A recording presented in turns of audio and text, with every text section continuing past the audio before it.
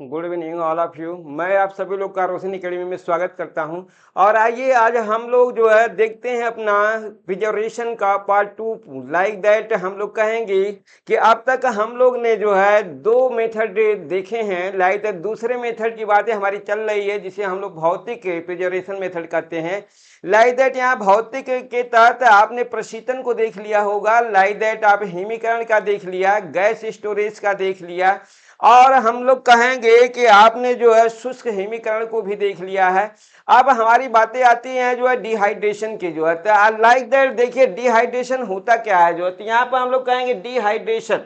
तो देखिए डिहाइड्रेशन के बारे में आप जानिए, इसके बाद हम लोग देखते हैं जो है। देखिए डिहाइड्रेशन, डिहाइड्रेशन, डिहाइड्रेशन, डिहाइड्रेशन का अर्थ होता है, अर्थ डिहाइड्रेशन का जो अर्थ है वो होता है जो है भोज्य पदार्थ से, भोज्य पदार्थ से जल की मात्रा को कम करना, जल की मात्रा को कम करना, कम करना। अब देखिए जल की मात्रा को कम करना ही डिहाइड्रेशन होता है। जो भी हमारे भोज्य पदार्थ होंगे उससे हम लोग जो है जल की मात्रा को कम करेंगे तो उसे हम लोग डिहाइड्रेशन कहेंगे। लाइक दैट जो हमारा भोजन खराब होता है, वो हमारा भोजन खराब होने का केवल दो ही रीजन होता है मेनली। एक तो माइक्रो ऑर्गेनिज्म होते हैं और दूसरा हमारा वाटर होता है। तो माइक्रो ऑर्गेनिज्म मीन्स सूक्ष्म जीव और हम कहेंगे जल।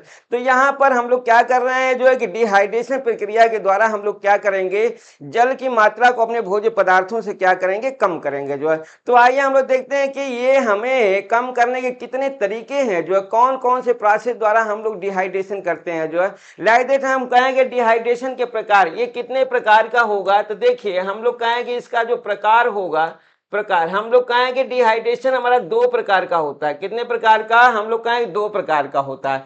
एक हम कहेंगे प्राकृतिक होगा, प्राकृतिक होगा, प्राकृतिक डिहाइड्रेशन होगा जिसमें हम लोग सनलाइट कहते हैं, सनलाइट, सनलाइट मीन्स सूर्य के प्रकाश में अपने भोज्य पदार्थों को हम लोग क्या करते हैं, सूखने के लिए डाल देते हैं। उसके द्वारा क्या होते हैं जो है कि भोज्य पदार्थ के जो वाटर होते हैं इवापोरेट हो जाते हैं, वाष्प बन करके उड़ जाते हैं जो है काफी मात्रा में, जिससे कि हम लोग कहेंगे कि काफी दिनों के लिए हमारा क्या हो गया, संरक्षित हो गया, सुरक्षित हो गया। दूसरा हम लोग कहेंगे कि हमारा प्राकृतिक की बात आप समझ गए होंगे, कृत्रिम होगा। क्या होगा, हम लोग कहेंगे कृत्रिम हमारा जो है विधि होगी डिहाइड्रेशन की। तो लाइक दैट आइए कृत्रिम के तहत कौन सी विधियां होती हैं उनको हम लोग देखते हैं। डिहाइड्रेशन कृत्रिम विधि द्वारा किसके किसके द्वारा किया जाता है। तो हम लोग कहेंगे कि यहाँ पर हमारे पास पॉइंट्स हैं जो है, एक नहीं जो है कई हैं। हम लोग कहेंगे कुल मिलाकर के 4 पॉइंट्स हैं जो है। इस 4 के द्वारा हम लोग कहेंगे कि डिहाइड्रेशन की प्रक्रिया हम लोग बनाएंगे। लाइक 4 न होकर के 3 ही होगा। तो हम लोग कहेंगे कि यहाँ पे देखिए हम लोग कहेंगे व्यापारिक स्तर पर डिहाइड्रेशन, हम लोग कहेंगे पहला हमारा होगा व्यापारिक, व्यापारिक, व्यापारिक स्तर पर, व्यापारिक स्तर पर हम लोग डिहाइड्रेशन करेंगे। दूसरा हम लोग कहेंगे कि हमारा जो आएगा वो झाग चटाई शुष्क, झाग हम लोग कहेंगे झाग चटाई, झाग चटाई शुष्क, शुष्क हम लोग कहेंगे झाग चटाई। लाइक दैट ये हमारा आएगा शुष्क, शुष्क विधि आएगा। और तीसरा हम लोग कहेंगे कि जो तीसरा हमारा होगा, इस तीसरे के तहत हम लोग कहेंगे शुगर और साल्ट होगा, sugar, sugar plus salt, salt. तो लाइक दैट जो सनलाइट के तहत आपने देख लिया कि हम लोग कहेंगे कि भोज्य पदार्थों को सूर्य के उपस्थिति में क्या करेंगे, सनलाइट में हम लोग डाल करके इसे सुखाएंगे और हमारा भोजन काफी दिनों तक क्या होगा, संरक्षित हो जाएगा। आइए व्यापारिक स्तर पर हम लोग देखते हैं डिहाइड्रेशन। यहाँ पर इन तीनों का देखते हैं हम लोग कहेंगे व्यापारिक, व्यापारिक स्तर पर, स्तर पर डिहाइड्रेशन, डिहाइड्रेशन, व्यापारिक स्तर पर डिहाइड्रेशन। देखिए व्यापारिक स्तर पर डिहाइड्रेशन हमारे कई रूपों में होता है। लाइक दैट इसे हम आपको दिखाते हैं कि कौन कौन से हमारे प्रोसेस यहाँ पर आएंगे। तो यहाँ पर देखिए कुल मिलाकर के हमें मिलेगा स्प्रे, मिलेगा 3 मिलेंगे। एक हमारा होगा स्प्रे, स्प्रे, स्प्रे होगा। दूसरा हम लोग कहेंगे कि हमारा रोलर होगा, रोलर, रोलर। और तीसरा हमारा होगा, हम लोग कहेंगे ड्रम होगा, ड्रम।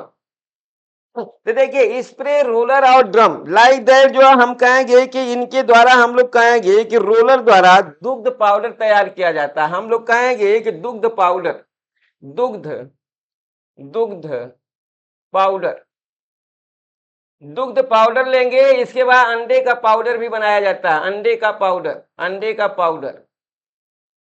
देखिए ये हमारा रोलर द्वारा दुग्ध पाउडर तैयार किया जाता है और अंडे का पाउडर तैयार किया जाता है। इसके बाद जो हम लोग कहेंगे कि ड्रम द्वारा दूध को गाढ़ा किया जाता है, दूध को, दूध को गाढ़ा किया जाता है, गाढ़ा किया जाता है, गाढ़ा, दूध को गाढ़ा किया जाता है। तो इस तरीके से ड्रम का प्रोसेस देखा, रोलर का प्रोसेस देखा। स्प्रे के तहत हम लोग कहेंगे कि इसके अलावा हम लोग कहेंगे स्प्रे प्रक्रिया में हमारा फल होगा, मछली होगा, फल होगा, फल होगा, मछली होगा, फल है, मछली है। लाइक दैट हम लोग कहेंगे हरी पत्तेदार सब्जियां हैं, हरी पत्तेदार, हरी पत्तेदार सब्जियां, हरी पत्तेदार सब्जियां, इनको संरक्षित किया जाता है। लाइक दैट जो हमारा यहाँ से सभी काउंट्स हो चुके हैं। हम लोग कहेंगे कि हमारा जो व्यापारिक स्तर पर डिहाइड्रेशन किया जाता है वो स्प्रे के द्वारा, मीन्स हम लोग कहेंगे छिड़काव होता है, स्प्रे छिड़काव होता है जो है इसके द्वारा होगा। लाइक दैट हम कहेंगे रोलर हमारे होते हैं, घूमने वाले हमारे जो है क्या होते हैं, जो है सिलेंडर होते हैं। और घूमने वाले सिलेंडरों के बीच दूध को डाल करके जो है पेरा जाता है और इसके बाद जो है दूध का पाउडर बनाया जाता है जो है, और अंडे का भी पाउडर बनाया जाता है। ड्रम हमारा इसी तरीके का हमारा यंत्र होता है जिसके द्वारा हम लोग क्या करते हैं, दूध को गाढ़ा किया जाता है। मीन्स दूध को मथनी की तरह क्या किया जाता है, फेंटा जाता है। और फेंटने के बाद हम कहेंगे, फेंटने में क्या होगा कि जो हमारे फैट के मॉलिक्यूल्स होंगे, अणु होंगे, बड़े बड़े फैट के बड़े बड़े कण क्या हो जाते हैं, छोटे छोटे कणों में टूट जाते हैं जो है, जिससे कि दूध हमारा गाढ़ा हो जाता है। तो ये प्रोसेस हमारा कहाँ चलता है, व्यापारिक स्तर में। अब जैसे बड़े फैट के कण जो है छोटे कणों में टूट गए, या हम कहेंगे दूध हमारा पाउडर के रूप में आ गया जो है, या हम कहेंगे कि हमारी फल, मछली और हरी पत्तेदार सब्जियां, इनको अगर स्प्रे कर दिया गया तो ये काफी समय तक जो है क्या कर सकती हैं, संरक्षित रह सकती हैं, सुरक्षित रह सकती हैं जो है। आइए तीसरा हम लोग देखते हैं, इसमें जो है लाइक दैट जो है हमारा आता है जो है नेक्स्ट प्रोसेस हमारा इसमें आएगा डिहाइड्रेशन का, जिसे हम लोग कहेंगे कि हमारा आएगा झाग चटाई शुष्कन विधि। झाग, झाग चटाई, झाग चटाई शुष्कण विधि, शुष्कण डिहाइड्रेशन, डिहाइड्रेशन। अब देखिए इस प्रोसेस में झाग चटाई शुष्कण डिहाइड्रेशन प्रक्रिया हम लोग कहेंगे कि इसमें हम लोग क्या लेते हैं जो है, इसके तहत हम लोग प्रयोग करते हैं जो है, अंडा का प्रयोग करेंगे, अंडा होगा हमारा, अंडा होगा। और हम कहेंगे कि हमारा दूसरा जो फैक्ट इसमें होगा ग्लिसरॉल होगा, ग्लिसरॉल, ग्लिसरॉल, ग्लिसरॉल। अब देखिए हमारा अंडा और ग्लिसरॉल, इन दोनों के तहत हम लोग क्या कहेंगे, झाग से लेप लगाए, इनका हम लोग क्या करते हैं, झाग बनाते हैं, इनका झाग बनाया जाता है, झाग तैयार किया जाता है, तैयार किया जाता है, झाग तैयार किया जाता है। और इस झाग से जो है हम लोग भोज्य पदार्थों पर लेप लगाते हैं, भोज्य पदार्थों पर, भोज्य पदार्थों पर लेप लगाया जाता है, लेप लगाया जाता है, लेप लगाया जाता है। जब इसका हम लोग लेप लगा लेंगे, अंडे का हम लोग झाग लेंगे और ग्लिसरॉल का झाग बना करके इस झाग को अपने भोज्य पदार्थों पर हम लोग लगाते हैं, तो भोजन हमारा काफी दिनों तक संरक्षित हो जाता है।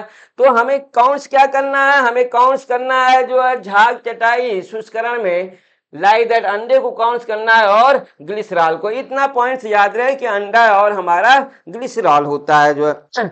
आइए नेक्स्ट हम लोग देखते हैं जो शुगर और साल्ट डिहाइड्रेशन।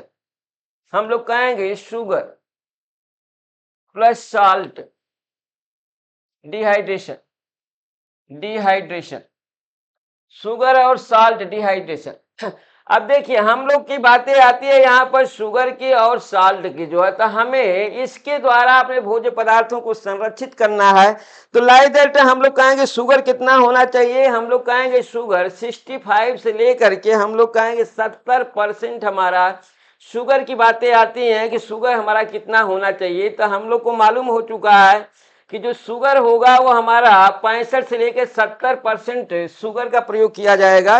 और साल्ट के तहत हम लोग कहेंगे कि कुल मिला करके 15 से 20, कहेंगे 15 से 20% हमारा ये होगा साल्ट। 15 से 20% हमारा साल्ट होगा जो है। इनके द्वारा हम लोग कहेंगे कि इन दोनों के द्वारा जो है शुगर और साल्ट के द्वारा हमारा क्या होता है, रसाकर्षण होता है। रसाकर्षण, रसाकर्षण, रसाकर्षण मीन्स हम कहेंगे ऑस्मोसिस प्रक्रिया होती है। ऑस्मोसिस, ऑस्मोसिस रसाकर्षण प्रक्रिया होती है। प्रक्रिया, रसाकर्षण प्रक्रिया द्वारा हम लोग कहेंगे जो है क्या किया जाता है, जो है भोज्य पदार्थों को संरक्षित किया जाए प्रक्रिया द्वारा।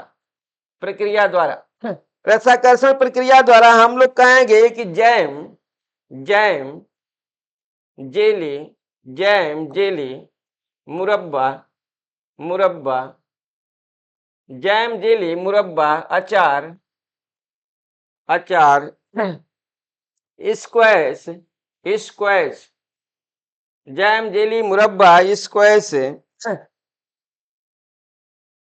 को संरक्षित किया जाता है, को संरक्षित, संरक्षित किया जाता है।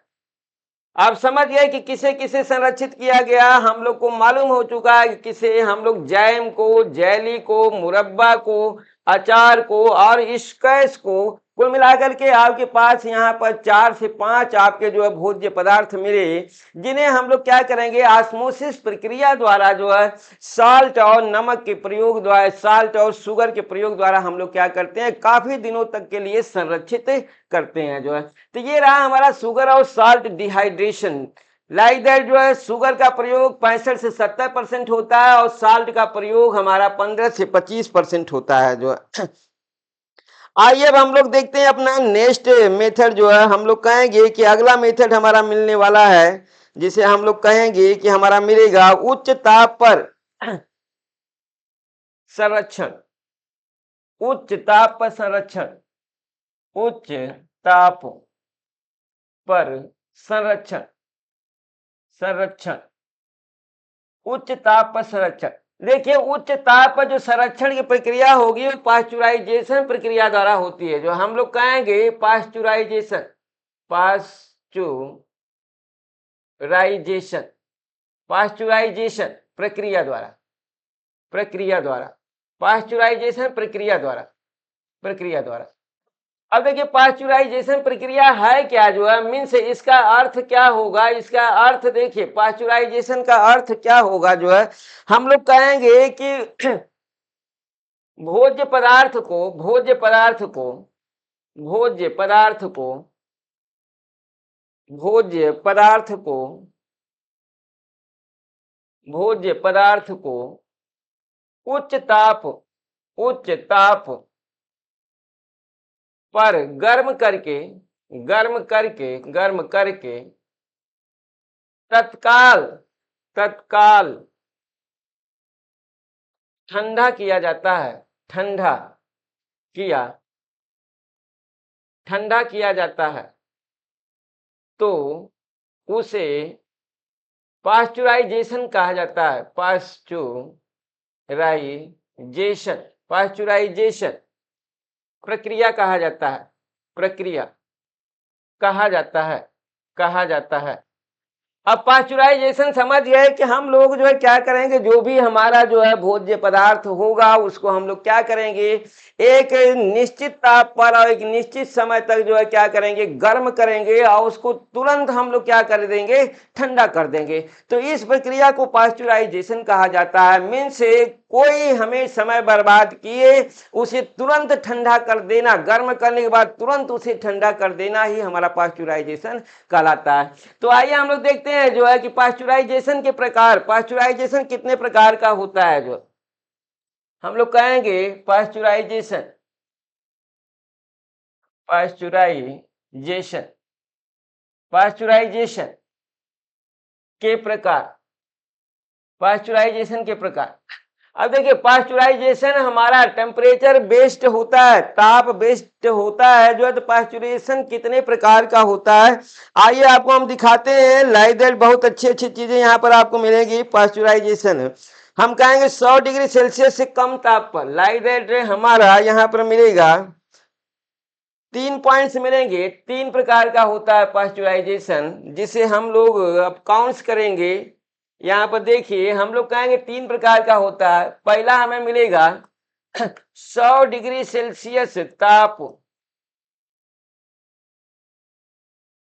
100 डिग्री सेल्सियस, 100 डिग्री सेल्सियस से कम ताप पर, कम ताप पर, ताप पर 100 डिग्री सेल्सियस से कम ताप पर। दूसरा हम लोग कहेंगे कि 100 डिग्री सेल्सियस ताप पर, ताप पर पाश्चुराइजेशन होगा। हम फिर कहेंगे कि 100 डिग्री सेल्सियस, 100 डिग्री सेल्सियस से अधिक ताप पर, अधिक ताप पर, अधिक ताप पर। मीन्स हम कहेंगे कि पहला पॉइंट हमारा मिला कि 100 डिग्री सेल्सियस से कम ताप पर हमारा पाश्चुराइजेशन होगा। दूसरा 100 डिग्री सेल्सियस ताप पर पाश्चुराइजेशन होगा। फिर हम कहेंगे 100 डिग्री सेल्सियस ताप से अधिक ताप पर हमारा क्या होगा, पाश्चुराइजेशन होगा। तो यहाँ पर हम लोग जो है पहला पॉइंट देखते हैं 100 डिग्री सेल्सियस से कम ताप पर पाश्चुराइजेशन की प्रक्रिया हमारी हम कहेंगे कि 3 रूपों में होती है। ये हम कहेंगे कि ये हमारी 3 रूपों में होती है, 3 रूपों में होती है। आइए इस यही हमारा ज्यादा इंपॉर्टेंट भी है, 3 रूपों में होती है। जिसे हम कहेंगे कि हमारा जो पहला प्रोसेस होगा इसे हम लोग कहेंगे पहले प्रोसेस में एलटी, एलटी, एलटी और एलटी। दूसरा हमारा होगा इसका प्रोसेस जो है हम लोग कहेंगे H T, H T, S T. और तीसरा हमारा जो प्रोसेस इसका होगा उसे हम लोग कहेंगे 66 डिग्री सेल्सियस, 66 डिग्री सेल्सियस। तो देखिए हम लोग कहेंगे कि यहाँ पर एलटी और एलटी का प्रोसेस हम कहेंगे कि हमारा यहाँ पर होगा लो टेम्परेचर, लो टाइम। हम कहेंगे लो, लो टेम्परेचर, टेम्परेचर, और हम कहेंगे लो टाइम, लो टाइम, लो टेम्परेचर है। उसके बाद हम लोग कहेंगे कि लॉन्ग, हमारा लोग से यहाँ से लो टेम्परेचर और long time, long, long time, low temperature long time. Low temperature long time के प्रोसेस में हम लोग कहेंगे 62.8 डिग्री सेल्सियस और 30 मिनट, 30 मिनट की प्रक्रिया होगी। ऐसे हम लोग जो है एग्जाम्पल के तौर पर लेते हैं दूध का, हमारा क्या होता है, संरक्षण होता है दूध का। देखिए ये हमारा प्रोसेस एक मिला जो है। दूसरा हम लोग जो है कहेंगे कि एसटी में हमारा आएगा, हम लोग कहेंगे कि ये हमारा 72 डिग्री सेल्सियस, हम कहेंगे कि 72 डिग्री सेल्सियस और हमारा आएगा 15 सेकेंड, 15 सेकेंड। लाइक दैट हमारा आएगा ये 15 सेकेंड, 15 सेकेंड। तो देखिए 15 सेकेंड तक जो 72 डिग्री सेल्सियस पर गर्म करेंगे और इसके द्वारा शराब और फल के जूस, हम कहेंगे एग्जाम्पल के तौर पर आएगा हमारा शराब, शराब आएगा, और हम कहेंगे शरबत, शरबत के जूस, शरबत के जूस। इन दोनों को संरक्षित किया जाता है एसटी और एसटी टेम्परेचर पर। लाइक दैट जो 66 डिग्री सेल्सियस और हम कहेंगे 30 मिनट, 30 मिनट की प्रक्रिया में हमारा जो संरक्षित किया जाता है उसे हम लोग कहेंगे कि हमारा कार्बोनेटेड पेय पदार्थ होता है। जो है हम कहेंगे कि हमारा कार्बोनेटेड, कार्बोनेटेड पेय पदार्थ, कार्बोनेटेड पेय पदार्थ, पेय पदार्थ। लाइक दैट हम कहेंगे Coca Cola, Coca Cola, Coca Cola, Sprite, Sprite, Thums Up, Thums Up. ये सभी हमारे कार्बोनेटेड पेय पदार्थ हैं जिनको हम लोग 66 डिग्री सेल्सियस पर 30 मिनट तक क्या करते हैं, जो है गर्म करने के बाद इसे तुरंत ठंडा करते हैं और लॉन्ग टाइम के लिए हमारे क्या होते हैं, ये सभी पेय पदार्थ हमारे संरक्षित हो जाते हैं। 100 डिग्री सेल्सियस ताप की प्रक्रिया हम लोग ब्लाचिंग की कहते हैं। ब्लाचिंग ब्लाचिंग हमारी 100% डिग्री सेल्सियस पर की जाती है। बॉइलिंग का प्रोसेस होता है। लाइदर जो है इसे आप देखिए हमारा काफी इंपॉर्टेंट है ये भी। यहाँ पर हम लोग कहेंगे कि यहाँ पर हमारा फल और सब्जियों को, फल एग्जाम्पल के तौर पर आपका है फल, और दूसरा हम कहेंगे सब्जियां, फल और सब्जियां संरक्षित की जाती हैं। इन्हें हम लोग जो है क्या करते हैं, इतने टेम्परेचर पर 100 डिग्री सेल्सियस खौलते हुए पानी में फलों और सब्जियों को डाल करके हम लोग क्या करते हैं, ब्लाचिंग करते हैं जो है। लाइक दैट इस ब्लाचिंग के तहत हम कहेंगे कि माइक्रो ऑर्गेनिज्म और एंजाइम निष्क्रिय हो जाते हैं और भोज्य पदार्थ ये हमारे फल और सब्जियां काफी दिनों तक के लिए संरक्षित हो जाता है। तो इसलिए ब्लाचिंग का टेम्परेचर आपको याद होना चाहिए कि ब्लाचिंग का टेम्परेचर 100 डिग्री सेल्सियस पर लिया जाता है। आइए 100 डिग्री सेल्सियस से अधिक ताप पर जो है हम कहेंगे प्रेशर कुकर। लाइक दैट जो है हमारा होगा कि प्रेशर कुकर, प्रेशर कुकर में भोजन को पकाकर संरक्षित किया जाता है। लाइक दैट जो है प्रेशर कुकर का जो टेम्परेचर लिया जाता है 121 डिग्री सेल्सियस ताप, 121 डिग्री सेल्सियस ताप पर हमारा क्या किया जाता है, प्रेशर कुकर में भोजन तैयार होता है। तो ये प्रेशर कुकर का टेम्परेचर कितना होगा, हम लोग को मालूम हो गया कि प्रेशर कुकर का टेम्परेचर 121 डिग्री सेल्सियस होता है। तो इस तरीके से आपने देख लिया पाश्चराइजेशन के प्रकार, 3 प्रकार का मिला हमारा। 100 डिग्री सेल्सियस से कम ताप पर मिला, हम कहेंगे दूसरा 100 डिग्री सेल्सियस ताप पर मिला, और तीसरा हम कहेंगे कि हमारा 100 से अधिक डिग्री सेल्सियस ताप पर हमारा पाश्चराइजेशन हुआ। आइए नेक्स्ट हम लोग देखते हैं अपना जो है हमारा आता है नमी निष्कासन। देखिए 8वां हमारी विधि है यहाँ पर, ये 7वीं है नमी निष्कासन विधि। नमी निष्कासन हमारा विधि, नमी निष्कासन विधि। डिहाइड्रेशन खत्म हो गया हमारा, पाश्चराइजेशन खत्म हो गया। नमी निष्कासन विधि द्वारा हम लोग कहेंगे दलिया और सूजी को संरक्षित किया जाता है। हम कहेंगे दलिया और हम कहेंगे दूसरा सूजी। दलिया और सूजी को जो हम लोग क्या करते हैं जो है इस विधि द्वारा संरक्षित किया जाता है, संरक्षित किया जाता है। मीन्स दलिया और सूजी को संरक्षित करने के लिए नमी निष्कासन विधि का प्रयोग किया जाता है। आइए बीज संक्रमण विधि देखते हैं हम लोग। बीज संक्रमण विधि, देखिए बीज संक्रमण विधि। अब देखिए ये बीज संक्रमण विधि है क्या जो है, एट फर्स्ट आप इसे जानिए कि बीज संक्रमण विधि क्या है। जो है हम लोग कहेंगे देखिए फफूंदी को रोकने के लिए हम लोग कहेंगे फफूंदी को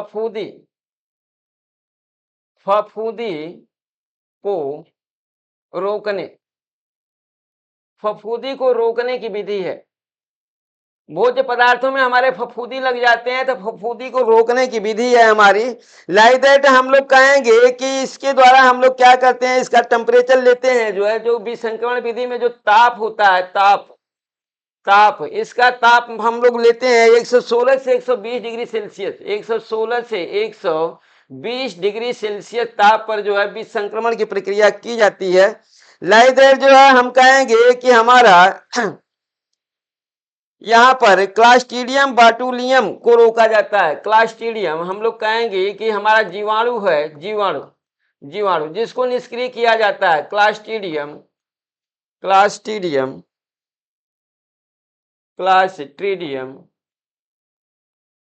बाटुलिज्म क्लास्ट्रीडियम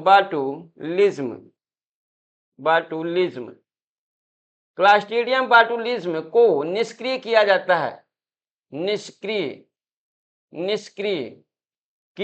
है, क्लास्ट्रीडियम बाटुलिज्म को निष्क्रिय किया जाता है जो है। लाइक दैट हम लोग कहेंगे कि मांस, मटर और सेम, हम कहेंगे मांस, मटर और सेम। देखिए मांस, मटर,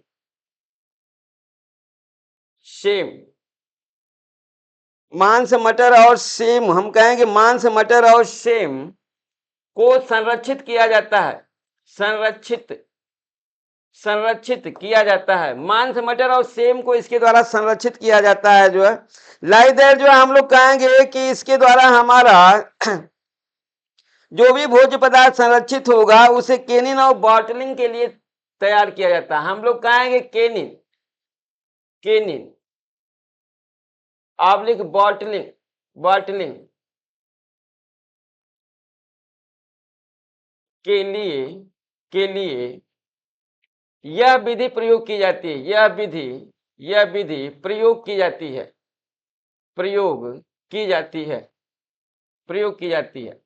लाइक दैट जो बीज संक्रमण विधि आपने देखा कि बीज संक्रमण विधि हमारी क्या है, हम लोग कहेंगे कि बीज संक्रमण विधि द्वारा हमें किससे रोका जाता है जो है, हम कहेंगे बीज संक्रमण विधि द्वारा हम लोग कहेंगे कि फफूंदी को रोका जाता है, फफूंदी को रोका जाता है। आइए हमारी बीज संक्रमण विधि कितने टेम्परेचर पर की जाती है, 116 से लेकर के 120 डिग्री सेल्सियस पर की जाती है।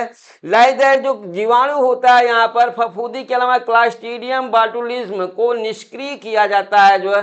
फफूंदी के अलावा जीवाणु भी हैं जिसे हम लोग निष्क्रिय करते हैं। और इस विधि द्वारा जो है मांस को, मटर को और सेम को जो है क्या किया जाता है, काफी दिनों के लिए संरक्षित किया जाता है। तो ये रहा हमारा बीज संक्रमण विधि। मीन्स आप याद रखना यहाँ पर फफूंदी और क्लास्ट्रीडियम बाटुलिज्म इन दोनों को निष्क्रिय किया जाता है। और किससे निष्क्रिय किया जाता है, मांस मटर और सेम को संरक्षित किया जाता है इनको निष्क्रिय करके। आइए नेक्स्ट पॉइंट हमारा केनिन एवं बॉटलिंग देखते हैं हम लोग, केनिन और बॉटलिंग विधि। केनिन, केनिन ऑब्लिक बॉटलिंग, बॉटलिंग विधि। देखिए केनिन और बॉटलिंग विधि का प्रोसेस में आइए केनिन को जानते हैं और बॉटलिंग को जानते हैं कि केनिन का क्या मतलब होता है और बॉटलिंग का क्या होता है जो है। हम कहें टीन या धातु के डिब्बे, ये हमारा केनिन का मतलब क्या होता है, टीन या धातु, धातु के डिब्बे, डिब्बों को केनिन कहा जाता है। जबकि बॉटलिंग हम लोग कहेंगे बॉटलिंग की प्रक्रिया हमारी किससे होगी, शीशे का जार, जो शीशे का जार होता है उसे हम लोग जो है बोलते हैं जो है बॉटलिंग। शीशे का जार, शीशे, हम लोग कहेंगे शीशे का जार।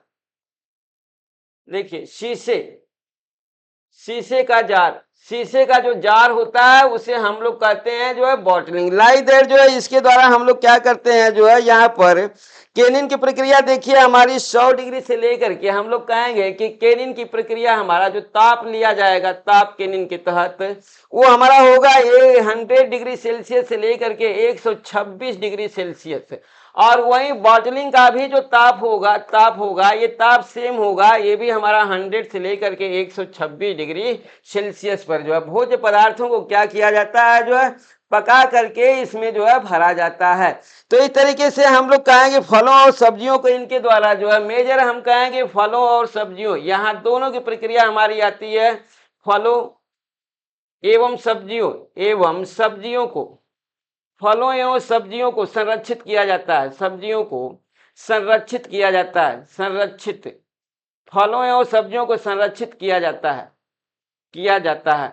तो मेन पॉइंट हमें मिला जो है हम लोग कहेंगे किसे संरक्षित किया जाएगा इसके द्वारा केनिन और बॉटलिंग को। मेजर रहा कि फलों को और सब्जियों को जो है केनिन और बॉटलिंग प्रक्रिया द्वारा क्या किया जाता है जो है संरक्षित किया जाता है। मीन्स इसमें भर करके जो है अपने फलों और सब्जियों को रखा जाता है। आधुनिक समय में बहुत सारे भोज्य पदार्थों को जो है हम लोग क्या करते हैं टीन के डिब्बों में और शीशे के जो है जारों में भर करके रखते हैं। तो ये रहा हमारा जो है टेम्परेचर बॉटलिंग का, केनिन का मतलब आपको मिल गया होगा।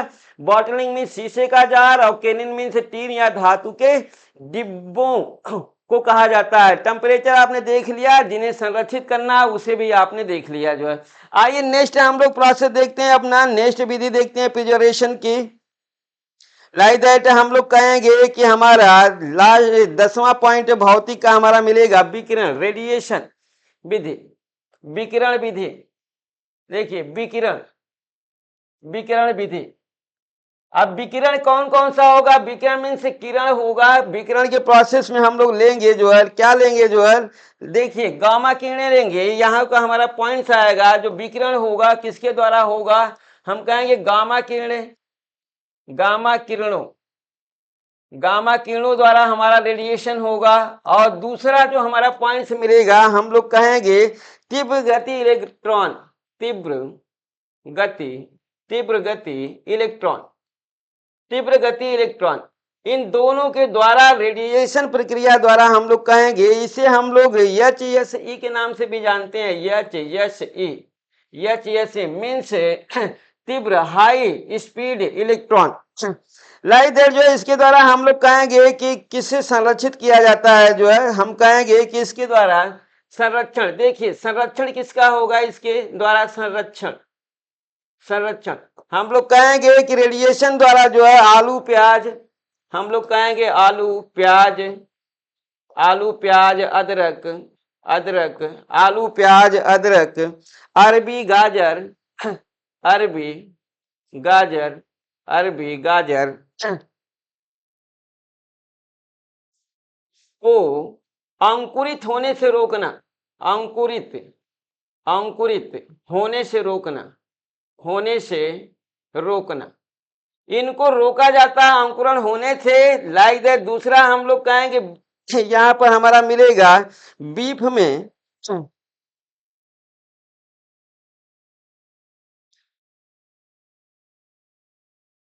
हम लोग कहेंगे बीफ, बीफ में हमारे जीवाणु होते हैं। लाइक दैट हम कहेंगे फीता कृमि, फीता कृमि, फीता कृमि। और हमारा होगा ट्राइकेनेला, ट्राइकेनेला, ट्राइकेनेला। इनको भी क्या किया जाता है, रोका जाता है, रोका जाता है, रोका जाता है। मीन्स रेडिएशन द्वारा जो है हम लोग को मालूम हो गया यहाँ पर जो है कि हम लोग क्या करेंगे कि यहाँ पर हमारा ये बीफ मांस है, बीफ ये हमारा मांस होता है, बीफ ये हमारा मांस है। लाइक दैट आपको मालूम भी होगा जो है कि हम किसे कह रहे हैं जो है, लाइक दैट ये हमारा क्या होता है, हम लोग कहेंगे गाय की मांस होती है। तो यहाँ पर फीता कृमि और ट्राइकेना हमारे क्या होते हैं जो है, ये हमारे परजीवी होता है। और ट्राइकेना ये भी हमारा परजीवी, इनको जो है क्या किया जाता है, इनके एक्टिविटी को रोका जाता है। अब प्लस हम कहेंगे कि इसके द्वारा रेडिएशन द्वारा जो है, देखिए हम कहेंगे आलू को अंकुरित होने से रोकना, प्याज को अंकुरित होने से रोकना, अदरक को, अरबी को और गाजर को, इन सभी को अंकुरित होने से, इन सभी के अंकुरण को रोकना हमारा रेडिएशन विधि द्वारा किया जाता है। तो इस तरीके से रेडिएशन के तौर पर कौन सी किरणें प्रयोग की जाती हैं, हम कहेंगे गामा किरणों का प्रयोग किया जाता है और तीव्र गति इलेक्ट्रॉन का प्रयोग किया जाता है। इन्हीं के द्वारा, इन्हीं दो के द्वारा, तीव्र गति इलेक्ट्रॉन और गामा किरणों के द्वारा ही हम लोग रेडिएशन का प्रक्रिया प्रारंभ करते हैं। और इनके द्वारा ही, इनको इंजेक्ट करके जो हम लोग क्या करते हैं, इनके अंकुरण को रोकते हैं और फीता कृमि तथा ट्राइकेना के जो है एक्टिविटी को भी हम लोग क्या करते हैं, समाप्त करते हैं।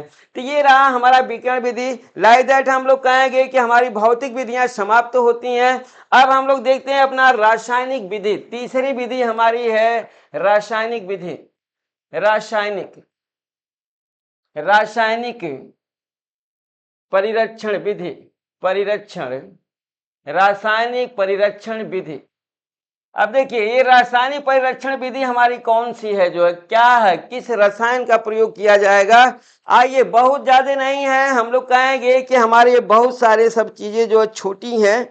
लाइक दैट फिजिकल हमारा खत्म हो गया, तो ये हमारे जो है बहुत ज्यादा नहीं है। लाइक दैट हम कहेंगे शुगर, ये हमारा 4 की प्रक्रियाएं लेगा हमारा, ये 4 क्या 5 होते हैं जो है, 5 हमारे रसायन का प्रयोग किया जाता है। लाइक दैट फिफ्थ, 5 रसायनों के प्रयोग द्वारा हम लोग इसका परिरक्षण करते हैं। लाइक दैट पहला हमारा मिलेगा शुगर, मिलेगा, शुगर के द्वारा परिरक्षण करेंगे। दूसरा हम कहेंगे ऑयल और spice, oil plus spice, oil और स्पाइस के द्वारा होगा। तीसरा हम लोग कहेंगे कि हमारा साल्ट का होगा, साल्ट का, साल्ट के द्वारा होगा। चौथा हम लोग कहेंगे एसिड के द्वारा हम लोग परिरक्षण करेंगे, एसिड के द्वारा। और पांचवा हम लोग कहेंगे कि एंटीबायोटिक के द्वारा, एंटी एंटीबायोटिक, एंटीबायोटिक के द्वारा परिरक्षण किया जाए। ये 5 हमारे क्या है जो है हम लोग कहेंगे रसायनों का प्रयोग किया गया। लाइक दैट आप देख सकते हैं यहाँ पर दिया गया है कि शुगर है, ऑयल स्पाइस है, सॉल्ट है, एसिड है और एंटीबायोटिक है। तो आइए साल्ट के तहत हम लोग को मालूम है कि साल्ट की प्रक्रिया क्या कितनी लेनी है हमें। तो परिरक्षण के तहत साल्ट का हम लोग कहेंगे 68 से 70%, 68 से लेकर के 70% हमारा शुगर होना चाहिए, शुगर होना चाहिए। लाइक दैट जो है हम लोग दूसरा प्रोसेस में देखेंगे फफूंदी को और सूक्ष्म जीव को रोका जाता है। हम कहेंगे फफूंदी, फफूंदी एवं सूक्ष्म जीव एवं सूक्ष्म सूक्ष्म जीव, जीव को रोका जाता है। सूक्ष्म जीव की, सूक्ष्म जीव की हम कहें सूक्ष्म जीव की क्रियाशीलता, क्रियाशीलता, क्रियाशीलता को रोका जाता है, रोका जाता है। लाइक दैट जो इसके द्वारा जो हम लोग प्रिजर्वेशन की बात करते हैं तो हमारा जो एग्जाम्पल होगा हम लोग कहेंगे जैम होगा, जेली होगा, जैम होगा, जेली होगा। हम लोग कहेंगे चटनी, मुरब्बा, चटनी, चटनी होगा, मुरब्बा होगा, मुरब्बा होगा, मुरब्बा होगा, अचार होगा, अचार होगा। इसके बाद हम कहेंगे मर्मलेड होगा, मर्मलेड, मर्मलेड। इन सभी को संरक्षित किया जाता है जो है शुगर के द्वारा। शुगर की प्रक्रिया 68 से 70% ली जाती है।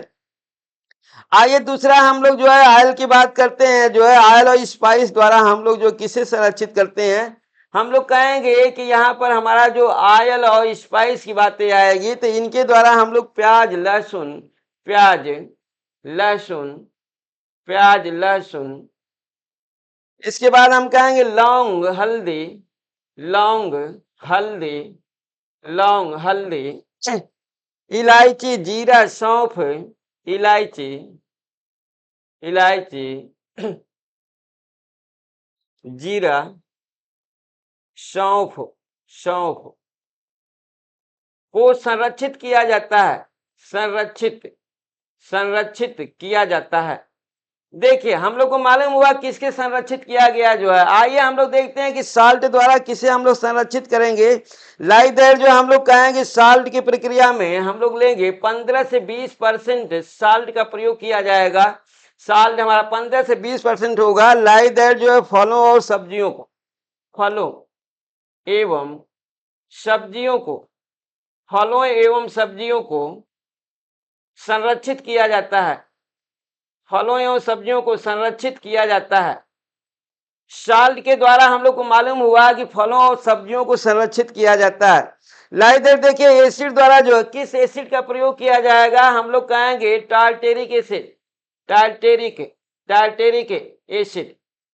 लाइक दैट हम लोग कहेंगे citric acid, citric, citric acid, citric acid. Vinegar acid, vinegar, vinegar acid, vinegar acid. Like that हम लोग कहेंगे glacial, glacial, glacial, acetic acid, acetic acid, glacier acetic acid.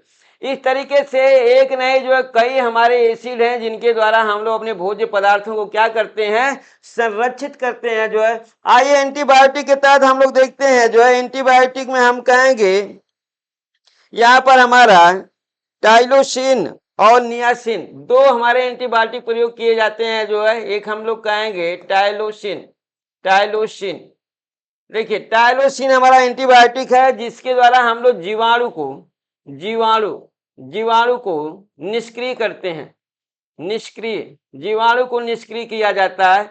दूसरा हम लोग कहेंगे नियासिन। आप जानते हैं विटामिन है ये हमारा नियासिन, नियासिन हमारी विटामिन है। इस नियासिन के द्वारा हम लोग जो है कहेंगे स्पोर्स को जो है, बीजाणु को जो है, बीजाणु, बीजाणु को निष्क्रिय किया जाता है, निष्क्रिय, बीजाणु को निष्क्रिय किया जाता है।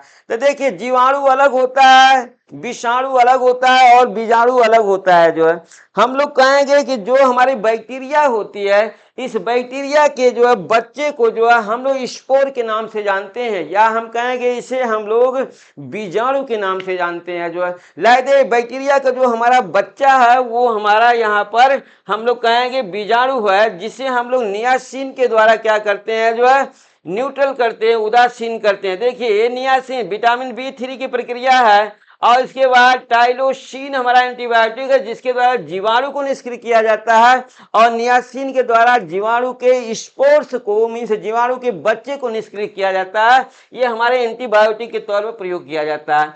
एसिड के प्रोसेस में आपने देख लिया है कि टार्टेरिक एसिड है, सिट्रिक एसिड है, विनेगर है, मीन्स एस्टिक एसिड विनेगर 5% हमारा है, एस्टिक एसिड ग्लाइसियल एस्टिक एसिड है। और इसके बाद हम कहेंगे साल्ट के द्वारा देखिए फलों और सब्जियों को जो है संरक्षित किया जाता है। ऑयल और तेल के तहत आपको मालूम है प्याज है, लहसुन, लौंग, हल्दी, इलायची, जीरा, सौंफ आदि को संरक्षित किया जाता है। लाइटेड शुगर की प्रक्रिया हमारी कितनी होती है, हम लोग देखिए शुगर की प्रक्रिया 68 से 70% होती है, जबकि साल्ट की प्रक्रिया 15 से 20% होती है। इसके द्वारा अपने भोज्य पदार्थों को हम लोग कहेंगे संरक्षित किया जाता है। तो कुल मिलाकर के रासायनिक परीक्षण विधि आपकी समाप्त होती है। आप इसे अच्छे से जो है रट सकते हैं, याद कर सकते हैं। अब हमारी लास्ट प्रिजर्वेशन मेथड बचता है जो है खमीरीकरण विधि। हम कहेंगे खमीरीकरण, खमीरीकरण, खमीरीकरण विधि। अब देखिए खमीरीकरण विधि हम लोग कहेंगे कि किसके द्वारा होता है, किण्वन के द्वारा। किण्वन की प्रक्रिया हमारी किण्वन विधि या खमीरीकरण विधि, इसे हम लोग किण्वन विधि के नाम से भी जानते हैं। हम लोग इसे किण्वन, किण्वन विधि भी इसे हम लोग कहते हैं, ये किण्वन विधि भी है। लाइक दैट जो है किण्वन विधि मुख्य रूप से किसके द्वारा की जाती है, ईस्ट के द्वारा की जाती है। किण्वन प्रक्रिया हमारा मुख्यतः ईस्ट के द्वारा की जाती है। और आइए यहाँ पर हम लोग देखते हैं, बहुत ज्यादा नहीं बहुत कम भी नहीं है। हम कहेंगे खमीर या ईस्ट, हमारा खमीरीकरण हम कहेंगे खमीर, खमीर आब्लिक ईस्ट, खमीर आब्लिक ईस्ट के द्वारा होगा। और जो है हम लोग कहेंगे एंजाइक के द्वारा होगा, एंजाइक, एंजाइम, एंजाइम, एंजाइम खमीर के द्वारा या इसके द्वारा एंजाइम के द्वारा हम लोग कहेंगे कि लैक्टिक सूक्ष्म जीव को, और हम कहेंगे लैक्टिक, लैक्टिक सूक्ष्म जीव, सूक्ष्म जीव। इन तीनों को तो हम लोग क्या करते हैं, इन तीनों को हम लोग कहेंगे कि निष्क्रिय किया जाता है। हम कहेंगे निष्क्रिय किया जाता है, निष्क्रिय, निष्क्रिय किया जाता है, निष्क्रिय किया जाता है, निष्क्रिय किया जाता है। अब देखिए ये निष्क्रिय किया जाता है, ये तीनों हमारे वर्क किस पर करते हैं, ये तीनों का हमारा हम लोग कहेंगे कि ये तीनों हमारे वर्क करते हैं। इनका जो कार्य होता है हम कहेंगे कार्य, इनका जो कार्य होगा हम कहें कार्बोज पर ये वर्क करते हैं, कार्बोज, कार्बोज पर कार्य करते हैं, कार्बोज पर कार्य करते हैं। मीन्स कार्बोज के तहत ही इनकी प्रक्रिया होती है। और हम कहेंगे कि इन्हें हम लोग क्या करते हैं, जो है ये कार्बोज में क्या करते हैं, लैक्टिक एसिड, जो हम लोग कहेंगे कार्बोज में उत्पन्न करते हैं लैक्टिक एसिड, लैक्टिक एसिड, कार्बोज में लैक्टिक एसिड। फिर हम कहेंगे कि CO2, CO2, और फिर हम कहेंगे acetic acid, acetic, acetic acid, acetic acid, और लास्ट हमारा एल्कोहल, हम लोग कहेंगे एल्कोहल, एल्कोहल, एल्कोहल। इन चारों को हम लोग कहेंगे, इन चारों को जो है क्या किया जाता है, हम कहेंगे कि इन चारों को जो है ये चारों बनते हैं, ये चारों बनते हैं, ये बनते हैं जो है हमारे बनते हैं। और हम कहेंगे कि भोजन को अधिक समय तक परिरक्षित करते हैं, बनते हैं जो भोजन को, जो भोजन को, भोजन को अधिक समय तक, अधिक समय तक, समय तक परिरक्षित करते हैं, परिरक्षित, परिरक्षित करते हैं। अब देखिए हम लोग कहेंगे कि इनका वर्क क्या है, ये कार्बोज पे कार्य करते हैं जो है, कार्बोज पे कार्य करके जो है खमीर को, एंजाइम को और लैक्टिक सूक्ष्म जीव को ये क्या करते हैं, निष्क्रिय करते हैं जो है। लाइक दैट जो है हम कहेंगे कि इनके द्वारा खमीरीकरण हुआ, लैक्टिक एसिड हमारा बना, हम लोग कहेंगे कि निर्माण हुआ लैक्टिक एसिड का जब ये वर्क किए, और CO2 बना, एसिटिक एसिड बना और एल्कोहल बना। ये सभी हमारे जो है जब ये वर्क करते हैं जो है कार्बोज पर, तो ये सभी हमारे जो है कंपाउंड्स बनते हैं जो भोजन को अधिक दिनों तक क्या करते हैं, संरक्षित करते हैं। तो इस तरीके से खमीरीकरण प्रक्रिया के तहत आपको मालूम हो गया कि खमीरीकरण कौन करता है। हम कहेंगे खमीरीकरण करने के लिए हमारे खमीर या ईस्ट होगा, फिर हम कहेंगे एंजाइम होंगे और लैक्टिक सूक्ष्म जीव होंगे जो है। इन्हीं के द्वारा भोज्य पदार्थों का खमीरीकरण किया जाता है, इनका किण्वन किया गया। किण्वन किए करे ये कहाँ पर किए, कार्बोज पर ये वर्क करते हैं। अब कार्बोज पर वर्क करके जो है कार्बोज में उत्पन्न करते हैं लैक्टिक एसिड, CO2 और एसिटिक एसिड तथा एल्कोहल उत्पन्न करते हैं। ये हमारे कार्बोज संबंधित भोज्य पदार्थों को लॉन्ग टाइम तक के लिए क्या करते हैं, संरक्षित करते हैं। तो इस तरीके से हमारा हम कहेंगे फूड प्रिजर्वेशन मेथड का पार्ट 2 हमारा समाप्त होता है। कल हम लोग फिर अपने एक नए टॉपिक के साथ मिलेंगे, तब तक के लिए नमस्कार। और हम लोग जो है फिर मिलते हैं कल।